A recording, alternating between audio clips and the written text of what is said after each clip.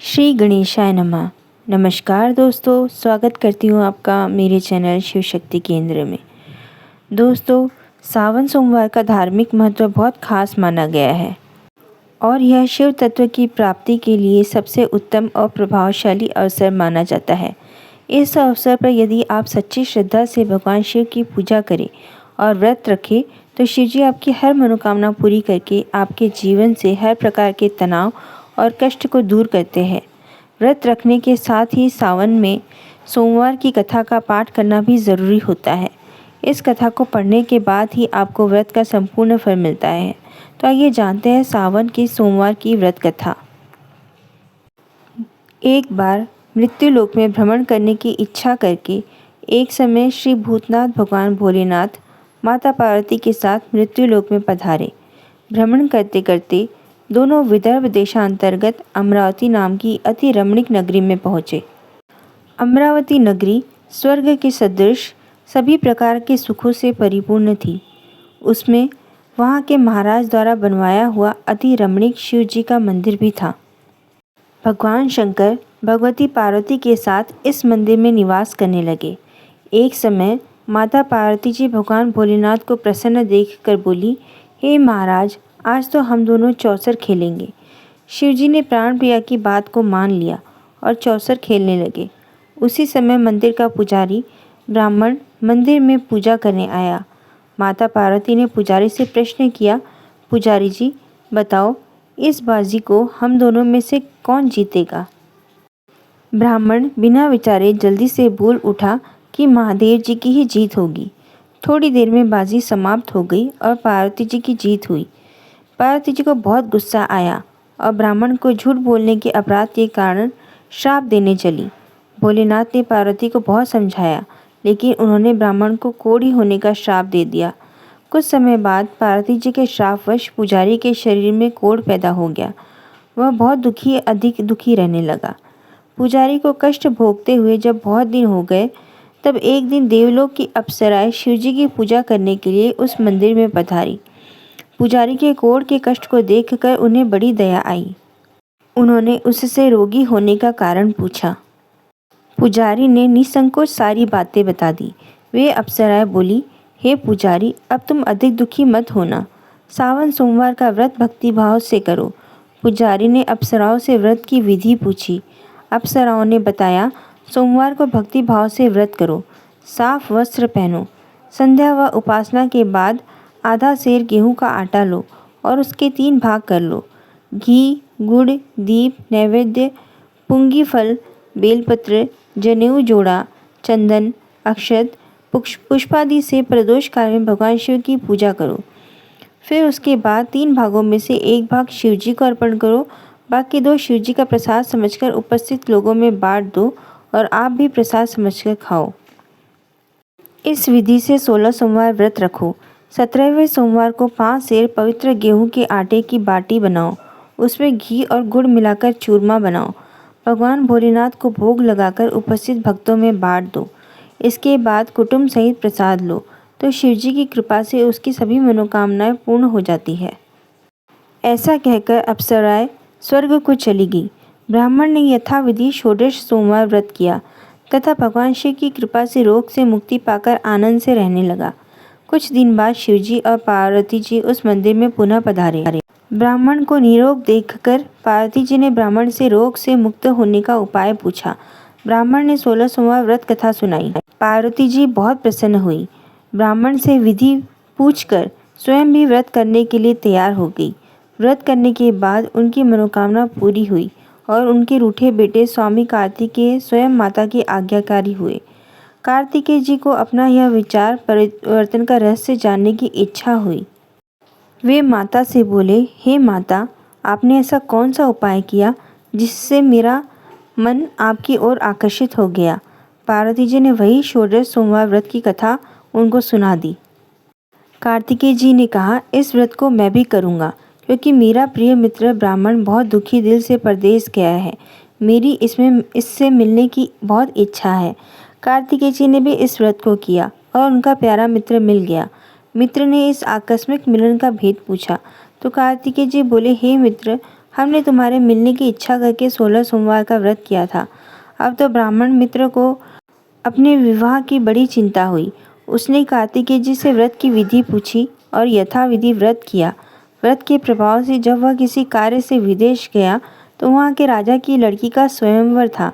राजा ने प्रण किया था कि जिस राजकुमार के गले में सब प्रकार से श्रृंगारित हथिनी माला डालेगी, मैं उसी के साथ अपनी प्यारी बेटी का विवाह कर दूंगा।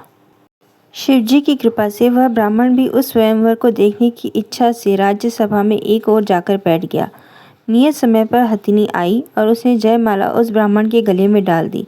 राजा ने अपनी प्रतिज्ञा के अनुसार बड़ी धूमधाम से अपनी कन्या का विवाह उस ब्राह्मण के साथ कर दिया और ब्राह्मण को बहुत सा धन व सम्मान देकर संतुष्ट किया। ब्राह्मण सुंदर राजकन्या पाकर सुख से जीवन व्यतीत करने लगा। एक दिन राजकन्या ने अपने पति से प्रश्न किया, हे प्राणनाथ, आपने ऐसा कौन सा भारी पुण्य किया था जिसके प्रभाव से हथिनी ने सब राजकुमारों को छोड़कर आपको वरण किया? ब्राह्मण बोला, हे प्राणप्रिय, मैंने अपने मित्र कार्तिकेय जी के कथनानुसार 16 सोमवार का व्रत किया था, जिसके प्रभाव से मुझे तुम जैसी रूपवान पत्नी की प्राप्ति हुई है। इस व्रत की महिमा सुनकर राजकन्या को बड़ी हैरत हुई। वह भी पुत्र की कामना करके इस व्रत को करने लगी। शिव जी की दया से उसके गर्भ से एक अति सुंदर, सुशील, धर्मात्मा और विद्वान पुत्र उत्पन्न हुआ।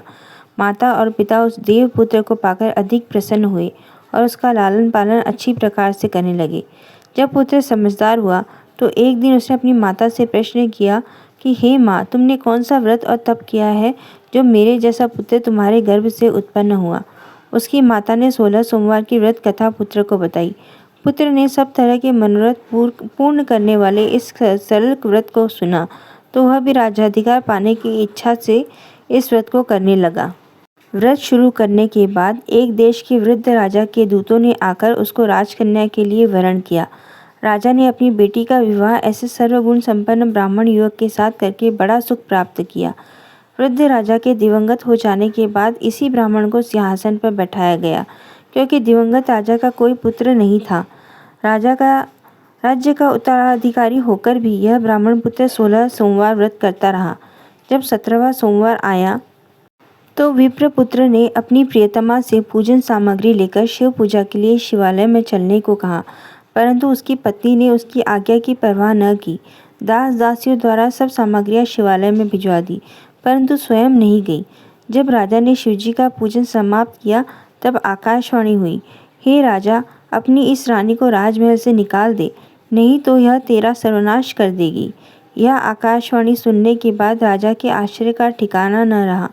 उसने मंत्रांगना गृह में आकर अपने सभासदों को बुलाकर कहा, मंत्रियों, मुझे आज शिवजी की आकाशवाणी हुई है कि राजा तू अपनी इस रानी को राज्य से निकाल दे, नहीं तो तेरा यह सर्वनाश कर देगी। राज्य के मंत्री और सभासद आदि सब विस्मय और दुख में डूब गए, क्योंकि जिस कन्या के कारण उसे राज्य मिला था, राजा उसी को निकालने की बात कह रहा था। यह कैसे हो सकता था? पर राजा ने मंत्रियों की परवाह नहीं की। उसने अपनी पत्नी को राजमहल से निकाल दिया। रानी दुखी हृदय से भाग्य को कोसती हुई राज्य से बाहर चली गई। बिना पदत्राण, फटे हुए वस्त्र पहने, भूख से दुखी हृदय से भाग्य को कोसती हुई चली जा रही थी कि उसकी अचानक एक करुण बुढ़िया से भेंट हुई, जो सूत काटकर बेचने जाती थी। रानी की करुण दशा देखकर वह बोली, चल तू मेरा सूत बिकवा दे, मैं बूढ़ी हूँ, भाव करना नहीं जानती हूँ। यह बात सुन रानी ने बुढ़िया के सिर से सूत की गठरी उतारकर अपने सिर पर रख ली। थोड़ी देर के बाद आंधी आ गई और बुढ़िया का सूत पोटली सहित उड़ गया। बेचारी बुढ़िया पछताती रह गई। उसने रानी को अपने से दूर रहने को कहा। इसके बाद रानी एक तेली के घर गई तो शिवजी के प्रकोप के कारण तेली के सभी मटके उसी क्षण चटक गए। तेली ने भी रानी को अपने घर से निकाल दिया। बहुत से दुख उठाती रानी एक नदी के किनारे गई तो नदी का सारा जल सूख गया। उसके पश्चात रानी एक जंगल में गई। वहाँ सरोवर में पानी पीने गई तो उसके हाथ का स्पर्श होते ही सरोवर का नीलकमल के समान जल असंख्य कीड़ों मकोड़ों से होकर गंदा हो गया। रानी ने भाग्य पर दोषारोपण करते हुए उस जल को पीकर पेड़ की शीतल छाया में विश्राम करना चाहा, परंतु वह पेड़ जिस पेड़ के नीचे विश्राम करती, उस पेड़ के पत्ते तुरंत झड़ गए। वन, सरोवर, जलाशय की ऐसी दशा देख गऊ चराते ग्वालों ने अपने गुसाई जी से, जो उस जंगल में स्थित मंदिर में पुजारी थे, उनको यह बात बताई। गुसाई जी के आदेशानुसार ग्वाले रानी को पकड़कर गुसाई जी के पास लाए। रानी की मुख कांति और शरीर शोभा देख गुसाई जी जान गए कि यह अवश्य ही कोई विधि की गति की मारी कुलीन स्त्री है। पुजारी जी ने रानी से कहा, पुत्री, मैं तुमको अपनी पुत्री के समान रखूंगा। तुम मेरे आश्रम में आकर रहो। मैं तुम्हें किसी प्रकार का दुख नहीं होने दूंगा। गुसाई जी के वचन सुनकर रानी को धीरज हुआ। वह आश्रम में रहने लगी। रानी जो भोजन बनाती उसमें कीड़े पड़ जाते, जल भरकर लाती उसमें भी कीड़े पड़ जाते। रानी की यह दशा देख गुसाई जी भी बड़े दुखी हुए और रानी से बोले, हे पुत्री, तुम्हारे ऊपर कौन से देवता का प्रकोप है जिससे तुम्हारी ऐसी हालत हुई है? पुजारी जी की बात सुनकर रानी ने शिवजी महाराज के पूजन का बहिष्कार की बात बताई। तो पुजारी जी शिवजी महाराज की अनेक प्रकार से स्तुति करते हुए रानी से बोले कि पुत्री, सब मनोरथ पूर्ण करने वाले 16 सोमवार व्रत को करो, उसके प्रभाव से इस कष्ट से मुक्त हो सकोगी। गुसाई जी की बात मानकर रानी ने 16 सोमवार व्रत किए। 17वें सोमवार को विधि विधान सहित पूजन किया।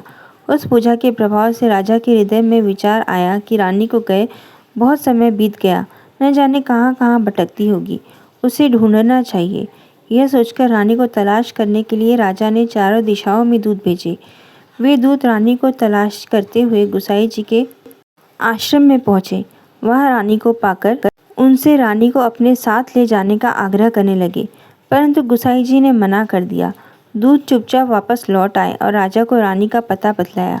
रानी का पता पाकर राजा गुसाई जी के आश्रम में गए और उनसे कहा, महाराज, जो देवी आपके आश्रम में रहती है वह मेरी पत्नी है।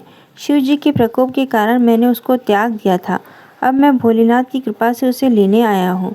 कृपया मुझे अपनी पत्नी को साथ ले जाने की आज्ञा दे। यह सुनकर गुसाई जी बड़े प्रसन्न हुए। उन्होंने रानी को राजा के साथ जाने की अनुमति दे दी।